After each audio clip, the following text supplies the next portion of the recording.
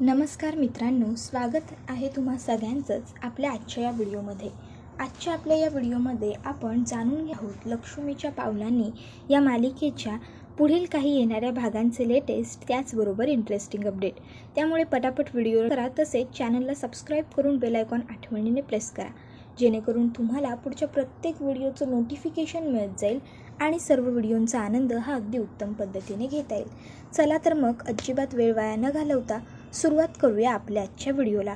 तर आता कलाला हा देवी आईला मुकुट अर्पण करण्याचा मान मिळालेला असतो. पण मग मीडिया ही कलाला विचारते की मॅडम, ज्यावेळेस सरांना बक्षीस मिळालं होतं त्यावेळेस त्यांनी त्यांच्या गौरवाचं श्रेय तुम्हाला दिलं होतं. मग आता तुम्हाला वाटत नाही का की सरांनी सुद्धा तुमच्या बरोबर मंचावर असावं? शेवटी कलाचा नाईलाज होतो आणि कलाला अद्वैतला स्वतःहून स्टेजवरती घेऊन यावं लागतं. मग काय, कला आणि अद्वैत एकत्र जोडीने छान बक्षीस स्वीकारतात आणि देवी आईला आता मुकुट अर्पण करायला सुद्धा ते दोघंजण जाणार असतात. मग आता कला ही घरी निघून गेलेली असते, तर अद्वैत हा आता चांदेकर मेन्शनवरती आबांना व घरातल्या इतर सदस्यांना सोडण्यासाठी कार घेऊन आलेला असतो. मग आता आबा हे अद्वैतला मंदिरामध्ये घेऊन येतात आणि ते अद्वैतला सांगत असतात की अद्वैत, हे बघ, एक गोष्ट कायम लक्षात ठेव, जिथे तू आणि कला एकत्र असाल तिथे तुम्हाला कोणतीही गोष्ट अशक्य नाही, पण जिथे तुम्ही दोघं वेगळे वेगळे असाल तिथे काही घडणंसुद्धा शक्य नाही आहे. तुला माहीत आहे की नाही हे मला माहीत नाही, पण जर तुझ्या लक्षात ही गोष्ट अजूनही आली नसेल तर ही गोष्ट तू आता अनुभवायला शिक. बघ, जिथे जिथे तुम्ही एकत्र आहात तिथे कुठलीही गोष्ट अशक्य ठरलेली नाही. आता तू ठरव पुढे तुला काय करायचं आहे, पण कला हीच तुझ्यासाठी योग्य जोडीदार आहे. ही घे, ही कवड्यांची माळ मला माझ्या गुरूंनी दिली होती. उद्या साखरवाडीला जाशील तेव्हा देवी आईला ही माळ अर्पण कर आणि तुझ्या मनात जी काही इच्छा असेल ती तिथे माग, नक्की पूर्ण होईल. त्यानंतर आता अद्वैत ती कवड्यांची माळ घेतो आणि पुन्हा एकदा कलाच्या घरी आलेला असतो, कारण आता तो कलाच्या घरनंच उद्या कलाबरोबरच निघणार असतो साखरवाडीला देवी आईच्या दर्शनासाठी. मग आता अद्वैत येऊन बसतो एका ठिकाणी आणि समोर त्याला कला दिसत असते. आता अद्वैत हा कलाकडे एकटक बघत असतो आणि आबांनी बोललेले शब्द हे त्याला जसे ते तसे आठवायला लागतात. त्याला वाटतं की आबा जे काही बोलले ते खरंच आहे, म्हणजे मला खरे. त्याबरोबर लगेच अद्वैत म्हणतो, नाही नाही, तसं काही नसेल. इतक्यात आता लगेचच दुसऱ्या दिवशी कला आणि अद्वैत हे जायला निघालेले असतात. आता त्यांना उशीर झालेला असतो, त्यामुळे दोघंही अगदी पटापट आटोपतात आणि मग काय, जाण्यासाठी सगळ्यांनी एकच बस करायची असं ठरलेलं असतं. मग ज्या ठिकाणाहून बस करायची असते त्या ठिकाणी कला अद्वैत पोहोचलेले असतात. आता मुद्दामून सायली आणि जानकी सगळ्यांना पटापट आतमध्ये चढवून देतात आणि ज्यावेळेस आता इकडे मानसी, तेजस, त्याचबरोबर कला, अद्वैत ह्या सगळ्यांची बसण्याची वेळ येते त्यावेळेस त्या दोघी म्हणतात, अरे रे, बस तर फुल झाली. मग आता काय करायचं हा पडलेला सगळ्यात मोठा प्रश्न सगळ्यांनाच असतो.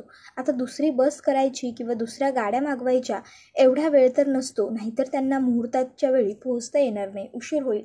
मग आता लगेचच इकडे जानकी म्हणते, माझ्याकडे एक उत्तम आयडिया आहे. देवी आईपर्यंत पोहोचण्याचा मार्ग हा काही इतका साधा सोपा नाही आहे. त्यामुळे तुम्ही आता एक काम करा, तुम्ही वरती टपावर बसा आणि मग आपण निघू. त्यावर पहिले तर आता कला आणि मानसी या तयार नसतात, पण मग आता जानकी आणि सायली त्यांना समजावतात की तुम्हाला दर्शनाला जायचं आहे की नाही, मग हे करावं लागेल. मग काय, आता दोघीही जाऊन टपावरती बसतात. आता त्यांच्याबरोबर तेजस आणि अद्वैतसुद्धा असतात. आता गाडी जिथे जिथे वळणं घेत असते तिथे तिथे आता कला आणि अद्वैत एकमेकांच्या जवळ येत असतात. अद्वैत हा प्रत्येक वेळेस उत्तम नवऱ्याप्रमाणे कलाला सावरून घेत असतो. बघता बघता आता बस ही साखरवाडीला पोहोचलेली असते. लगेचच कला आणि मानसी या खाली उतरतात. त्यांचा जीव भांड्यात पडतो की बरं झालं बाबा, फायनली पोहोचलो. तर आता जानकी आणि सायली म्हणतात, आता आपण एक काम करू, सगळ्यात अगोदर फ्रेश वगैरे होऊन घेऊ, आवरून घेऊ आणि मग लगेचच इकडे निघून येऊ. काय आहे ना, देवीचं दर्शन घ्यायला असं आपण जाऊ शकत नाही, आधी आपल्याला फ्रेश व्हावं लागेल. त्याबरोबर लगेचच आता सगळे म्हणतात की हो बरोबर आहे, आणि मग सगळेजण फ्रेश वगैरे होऊन देवीचं दर्शन घेण्यासाठी साखरवाडीच्या देवळात पोहोचलेले असतात. मग आता तिथे सगळेजण प्रार्थना करतात, तर सायली आणि जानकी ह्या दोघीजणी मागत असतात की जसा आमचा संसार मार्गी लावलाच देवी आई, अगदी तसाच आमच्या मैत्रिणींचा संसारसुद्धा मार्गी लागू दे. मानसी आणि कलाच्या पाठीशी अगदी ठामपणे उभी राहा. त्यांच्या संसारात सगळं काही चांगलं आणि सुरळीत होऊ देत. त्यांची सगळी जी काही विघ्न आहेत, अरिष्ट आहेत, ती दूर होऊन जाऊ देत. तर दुसरीकडे आता कला आणि मानसी ह्या दोघीजणी छान देवीच्या एका गाण्यावरती डान्स करत असतात. तर आता इकडे जर सगळं काही चांगलं सुरू आहे, मग त्यामध्ये विघ्न आलं नाही, तर रोहिणी त्याचबरोबर राहुल आणि नयना यांना तर चैन पडणार नाही. आणि आता त्यामध्ये भर पडलेली असते ती म्हणजे मास्टर माइंड गायत्री वहिनीची. ह्या चौघांनाही आता काहीही करून कला आणि मानसीला संपवायचं असतं. मग आता त्या दोघीजणी वरती जी मोठीच्या मोठी घंटा असते ती घंटा जाऊन कापण्याचा प्रयत्न करतात, जेणेकरून ती घंटा थेट खाली नाचत असलेल्या कला आणि मानसीवरती पडावी आणि ह्या दोघीजणी कायमच्या देवाघरी डायरेक्ट पोहोचाव्या. मग आता अगदी ठरल्याप्रमाणे घडतंसुद्धा. आता लगेचच कला आणि मानसीवरती वरून ती घंटा पडणार असते. पण इतक्यात अद्वैतची नजर त्या घंटाकडे जाते आणि अद्वैत जोरात ओरडतो, खरे. त्याबरोबर तेजससुद्धा वरती बघतो आणि तेजसची नजरसुद्धा त्या घंटीवरती जाते. तो सुद्धा जोरात ओरडतो, लकी चार्म. पण त्या दोघीजणी वरती बघून बाजूला होईपर्यंत खूप वेळ गेला असता. त्यामुळे पटकन आता लगेचच त्या ठिकाणी तेजस आणि अद्वैत येतात आणि कला आणि मानसीला वाचवतात. पण आता कलाला वाचवत असताना अद्वैतच्या हाताला थोडंसं लागलेलं असतं. आता लागलेलं असतं ते बघून कला ही विचारायला लागते की खूप लागलं आहे का तुला? त्याबरोबर सगळी लोक तिकडे जमा होतात. आता सगळेजण बघतात की अद्वैतच्या हाताला मार हा जरा जास्त लागला आहे. अद्वैतचा हात बघून कलाला खूप वाईट वाटत असतं, कारण तिला वाचवताना अद्वैतचा हात अगदी काळा निळा पडलेला असतो. कला ही आतून खूप इमोशनल झालेली असते, तिला खूप टेन्शन आलेलं असतं. अद्वैत म्हणत असतो की नको नको, उगाच आपण जास्त इश्यू करतो या गोष्टीचा, फार काही नाही झालेलं मला. त्यावर लगेचच आता अर्जुन आणि तेजस त्याला म्हणायला लागतात की उगाचच्या उगाच तू डॉक्टरी करू नकोस, त्यापेक्षा आपण जवळ कुठे दवाखाना असेल तर पटकन तिकडून जाऊन येऊयात, उगाच नको काही प्रॉब्लेम व्हायला पुढे जाऊन. त्यावर अद्वैत म्हणत असतो की नाही, खरंच काहीच गरज नाही आहे दवाखान्यात वगैरे जाण्याची, मला माहीत आहे ना, फार काही लागलेलं नाही आहे, होईल थोड्या वेळात बरं आपोआप. त्याबरोबर लगेचच आता त्याला जानकीसुद्धा म्हणायला लागते, अद्वैत भाऊजी, उगाच देवाच्या दारातून अरिष्ट घेऊन जायला नको, चला आपण दवाखान्यात जाऊनच येऊ. त्याबरोबर आता सगळ्यांनी सांगितल्यामुळे अद्वैत, तेजस आणि अर्जुन हे तिघंजणं डॉक्टरकडे आलेले असतात. आता डॉक्टरकडे आल्याबरोबर कलासुद्धा म्हणत असते, मी सुद्धा येते तुमच्याबरोबर. पण ते तर दोघंजणं सांगतात की वहिनी तुम्ही काही काळजी करू नका, आम्ही जातोय ना, आम्ही व्यवस्थित घेऊन येऊ याला. मग आता डॉक्टरकडे आल्यावर डॉक्टर सांगत असतात की मुकामार आहे, फार काही झालं नसतं. पण बऱ्याच वेळेस काय घडतं, अचानक मुकामार लागलेला असतो, त्या ठिकाणी ब्लड क्लॉट होतात किंवा तिथे आणखीन काही पॉयझन होते आणि त्यामुळे पुढे जाऊन अडचण येतेच. बरं झालं तुम्ही आत्ताच आलात. आता हे बँडेज आपल्याला 7 दिवसांपुरतं ठेवावं लागेल आणि नंतर काढलं की सगळं काही अगदी पूर्वीसारखं होऊन जाईल, फार काळजी करण्याची गरज नाही आहे. तर आता इकडे कला ही देवीला हात जोडत असते की सगळं व्यवस्थित होऊ दे, फार काही चांदेकरला झालेलं नसू देत. इतक्यात त्या ठिकाणी आता लगेचच सायली आणि जानकी येतात आणि कलाला म्हणतात, अगं तुला काय करायचं आहे, तू कशाला उगाच मागणं मागतेस त्याच्यासाठी, कोण आहे तो तुझा? त्यावर कला म्हणते, अरे असं काय बोलताय, काहीही झालं तरी नवरा आहे माझा चांदेकर. त्याबरोबर लगेचच आता सायली आणि जानकी एकमेकीकडे बघतात आणि कलाला म्हणतात, तेच तर सांगतोय आम्ही तुला, अगं नवरा आहे तो तुझा. हे बघ, नवरा बायकोंमध्ये कितीही वाद झाले, कितीही भांडणं झाली ना, तरी त्या दोघांनीही एकमेकांच्या चुका पोटात घालून पुढे चालायचं असतं, तेव्हाच तर आयुष्यभराचा संसार सुखाचा होतो ना. मग त्याबरोबर कला म्हणते, म्हणजे? त्याबरोबर जानकी ही सांगायला लागते की तुला माहिती आहे ना, आजपर्यंत माझ्यावर आणि ऋषिकेशवर केवढी संकट आली, पण तरीसुद्धा आम्ही दोघं कधी डगमगलो नाही किंवा आम्ही कधी वेगळेही झालो नाही, कारण आमच्यात मतभेद झाले पण मनभेद कधीच नाही झाले. त्यावर लगेचच सायलीसुद्धा म्हणायला लागते, अगं कला, तुला तर माझ्या लग्नाची परिस्थिती माहीतच आहे.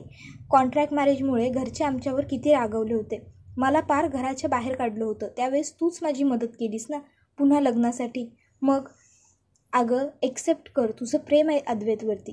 इतक्यात त्या ठिकाणी आता तेजस हा अद्वैतकडे आलेला असतो. आता तो अद्वैतला विचारतो, काय मग मित्रा, काय डॉक्टरांनी काही औषधं वगैरे दिली आहेत का? अद्वैत सांगतो नाही रे, कशाला औषधं देतील, आठवड्याभरांपुरतं फक्त हे बँडेज ठेवायला सांगितलं आहे, त्यानंतर तेही काढून टाकायचं आहे. त्याबरोबर लगेचच तेजस म्हणायला लागतो की बरं झालं ना थोडक्यावरती निभावलं ते. बरं मी काय म्हणत होतो, पण तुला गरज काय होती एवढं स्वतःचा जीव धोक्यात टाकून त्या कलावहिनींना वाचवायची? नाही म्हणजे मी हे सगळं केलं कारण माझं लकी चॅम्पवरती प्रेम आहे, पण तू कशाला केलंस हे सगळं? त्यावर लगेच अद्वैत हा तेजसला म्हणायला लागतो, अरे तेजस असं काय बोलतोयस तू? ती खरे कशीही असली तरी बायको आहे माझी. उद्या जर तिला काही जास्त कमी झालं असतं तर मी काय केलं असतं? घरी जाऊन आबांना काय सांगितलं असतं? तिच्या आईवडिलांना काय सांगितलं असतं? माझ्या विश्वासावर त्या सगळ्यांनी तिला इथे पाठवलं आहे साखरवाडीला. त्यावर लगेचच तेजस म्हणायला लागतो, अच्छा म्हणजे याला काय वाटेल त्याला काय वाटेल म्हणून वाचवलंस वय तू तिला? हां मग ठीक आहे. त्यावर अद्वैत म्हणतो नाही तसं नाही आहे काही. त्यावर तेजस म्हणतो तसं नाही आहे, हे मला खूप व्यवस्थित माहिती आहे मित्रा. ते काय आहे ना ते तुझ्यापेक्षा जास्त चांगलं आता मला कळलं. त्यावर अद्वैत विचारतो म्हणजे? त्यावर तेजस आता त्याला सांगायला लागतो म्हणजे वाघाचे पंजे. अद्वैत चांदेकर, अहो एवढे मोठे बिझनेसमन तुम्हाला सगळ्यातलं सगळं कळतं असं तुमचं मत आहे आणि साधी सोपी गोष्ट कळत नाही का तुम्हाला? त्यावर अद्वैत म्हणत असतो, हे बघ तेजस, प्लीज उगाच आडेवेडे घेऊ नकोस ना, जे काही तुला बोलायचं आहे ते स्पष्टपणे बोल. त्यावर तेजस म्हणतो, अजून किती स्पष्ट बोलू? अरे अद्वैत, तुझं प्रेम आहे कलावहिनींवरती. त्यावर अद्वैत म्हणतो, नाही आमच्यात असं काहीच नाही आहे, आमचं लग्न कोणत्या परिस्थितीत झालं आहे ते तुला माहीत नाही आहे. त्यावर लगेचच आता त्याला तेजस समजवायला लागतो, तुझं लग्न कोणत्या परिस्थितीत झालं आहे हे खरंच मला माहीत नाही, पण माझं लग्न कोणत्या परिस्थितीत झालं आहे हे सुद्धा तुला माहीत नाही. तरीसुद्धा हळूहळू का होईना पण माझं लकी चॅम्पवरती प्रेम होत गेलं आणि तुझ्या बाबतीतही तेच घडतं आहे.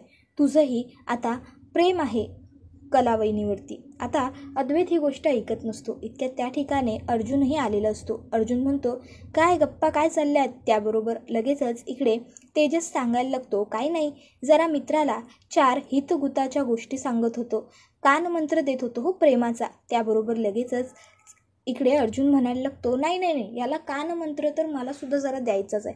आणि मग आता अद्वैतला अर्जुनही म्हणायला लागतो की अद्वैत बघ, तू स्वतःचा जीव धोक्यात घालून कलावहिनीला वाचवलंस कारण खरोखर तुझं प्रेम आहे त्यांच्यावरती. जिथे काळजी येते ना तिथे प्रेम हे आपोआप काळजीच्या मागोमाग येतच. एक गोष्ट लक्षात ठेव. बरं चल, सगळं मान्य, तुझं प्रेम नाही आहे, तुला काही फरक पडत नाही, तू घरच्यांच्या विचारासाठी येऊन त्यांना वाचवलंस, सगळं ठीक आहे. पण एक गोष्ट तू नोटीस केलीस का? ज्यावेळेस तुला लागलं होतं त्यावेळेस कलावहिनींना किती टेन्शन आलं होतं. त्याबरोबर मात्र आता अद्वैत विचार करतो की हो, हे सगळं बरोबर आहे. याचा अर्थ नक्कीच मी खरेच्या प्रेमात पडलो आहे, ही गोष्ट अद्वैतलाही पटलेली असते. त्यानंतर आता पुन्हा एकदा लगेच त्या ठिकाणी जानकी येते आणि म्हणायला लागते, मला काय वाटतं आता आपण फार वेळ वाया घालवायला नको, मुहूर्त सुटत चाललाय, चला बरं पटकन देवीचं दर्शन घेऊ आणि तिला सगळे अलंकार व मुकुट अर्पण करून घेऊ. मग काय आता कला आणि अद्वैत आलेले असतात. देवी आईला मुकुट अर्पण करून झाल्याच्या नंतर आता लगेचच पुजारी काका सांगतात की एकेकाने आता पूजा करा येऊन जोडीने. मग सगळ्यात अगोदर आता कला आणि अद्वैत देवीची पूजा करतात. आता दरम्यान अद्वैत हा देवीकडे मागणं मागत असतो आणि ते म्हणजे, देवी आई, माझ्या मनात नेमकं काय आहे हे मलाच कळत नाही. मी खरेच्या प्रेमात पडलो आहे की नाही पडलो आहे यामध्ये तर मी जरा डाऊटफुल आहे, पण पडलो आहे असं मलाही वाटतंय. पण हे सगळं नक्की काय आहे हे ओळखण्यासाठी खरेने चांदेकर मॅन्शनवरती येणं खूप महत्त्वाचं आहे. त्यामुळे प्लीज आता इथून निघून गेल्याच्या नंतर तिने माझ्याबरोबर घरी यायला होकार देऊ देत आणि आम्ही एकत्र पुन्हा एकदा चांदेकर मॅन्शनवरती निघून जाऊ देत. तर आता कलासुद्धा देवीकडे हीच प्रार्थना करत असते की चांदेकर मला स्वतःहून खरे आपल्या घरी चल असं म्हणू देत आई, माझ्या पाठीशी उभी राहा.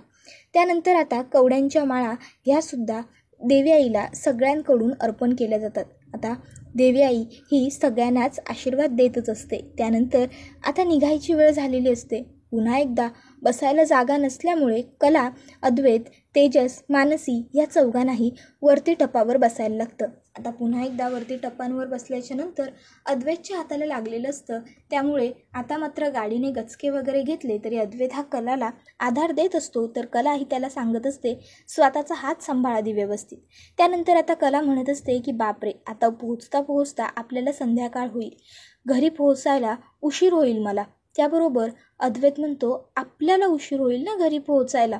त्यावर कला म्हणते तुझं काय, तू कारने लगेचच्या लगेच निघून जाशील, माझं तसं नाही आहे, मला रिक्षा मिळायला हवी. त्यावर अद्वैत म्हणतो रिक्षाची काय गरज आहे, आपण दोघं जणं एकत्रच जाणार आहोत ना चांदेकर मॅन्शनला. त्यावर कला म्हणते काय. त्यावर अद्वैत म्हणतो हो खरे, आता बाद झालं, तू तिकडे राहणं मी इकडे राहणं आता नको. आता शेवटी आपण आपल्या घरी जाऊया, कारण आता जर माझ्याबरोबर आली नाहीस ना तर आबांना फार राग येईल. त्यानंतर आता इकडे सगळेजणं फायनली पोहोचलेले असतात आणि मग आता फटाफट बसमधून खाली उतरल्याच्या नंतर सगळेजण एकमेकाला सांगत असतात की प्रवास हा खरोखर खूप छान झाला, उत्तम झाला. पुन्हा आपण नक्की असे कुठेतरी भेटू, छान मजा मस्ती करू. यावेळेससुद्धा खूप गमती करायच्या राहून गेल्या आहेत आपल्या. काय आहे ना, आपण सगळे एकत्र आलो की आपल्याला वेळच पुरत नाही असं आता इकडे कला म्हणायला लागते. त्याबरोबर मानसीसुद्धा म्हणते की हो गं, बरोबर बोलतेस तू. त्यावर जानकी सांगायला लागते की आपण एकत्र आलो की तिकडच्या गप्पा इकडचे तिकडचे विषय खूप काही निघत असतं. बरं चला आता निघूया, नाहीतर आणखीन उशीर होईल. त्यानंतर आता कला आणि अद्वैतला एकत्र तिकडनं निघून जाताना बघून सायली आणि जानकी ह्या दोघींनासुद्धा खूप बरं वाटलेलं असतं.